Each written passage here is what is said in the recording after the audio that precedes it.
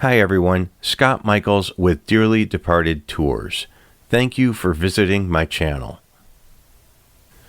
February 1st, 2022 marks the 100th anniversary of one of the biggest scandals in Hollywood history, the unsolved murder of director William Desmond Taylor. Taylor was born William Dean Tanner in 1872 in County Carlow, Ireland. After studying college in England, he moved to America and made his way to New York City. He married actress Ethel May Hamilton, and together they had a daughter, Ethel Daisy. It's believed Taylor may have suffered from depression, thus turning to alcohol and affairs with several women. On October 23, 1908, he disappeared. Now, he had shown moments of instability in the past, and it was expected he would return, but it never happened.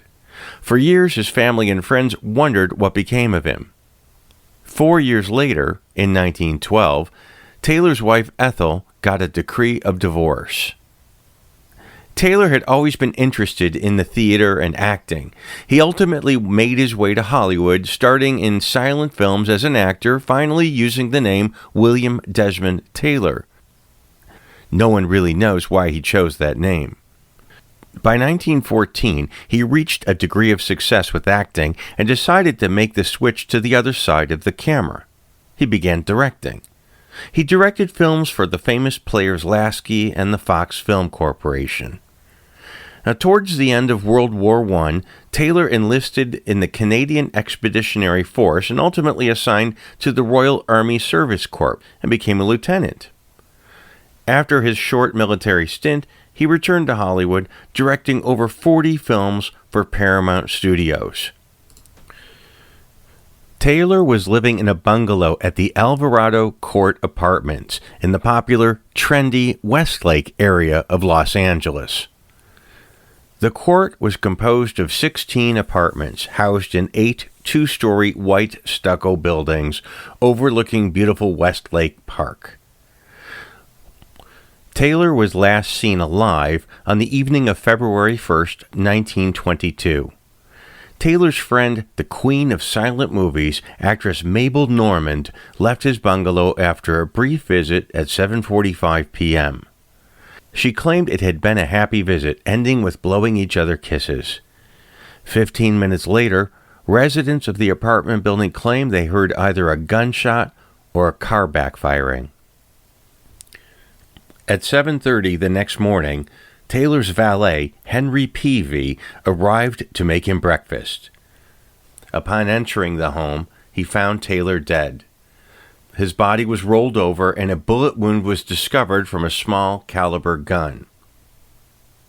William Desmond Taylor's death certificate lists the cause of death: gunshot wound of the chest. Homicide.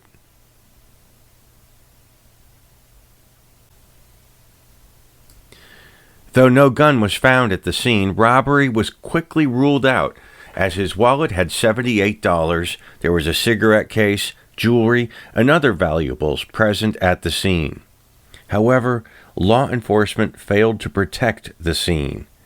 People wandered in and out. Some removed evidence and personal effects to protect Taylor's reputation, but more importantly, the reputations of the actresses involved with him on some level. Of course, the press had a field day, going over every aspect of Taylor's personal life and his rumored relationship with actresses of the time and his mysterious life before Hollywood. The funeral was a spectacle, held at St. Paul's Pro-Cathedral in Los Angeles on the 7th of February. Taylor laid in a casket dressed in the uniform of the British Army. Mabel Normand wept inconsolably. After the service, his casket was taken to Hollywood Memorial Park, now called Hollywood Forever Cemetery, and placed in a crypt in the Cathedral Mausoleum, inscribed with William Dean Tanner, beloved father of Ethel Dean Tanner.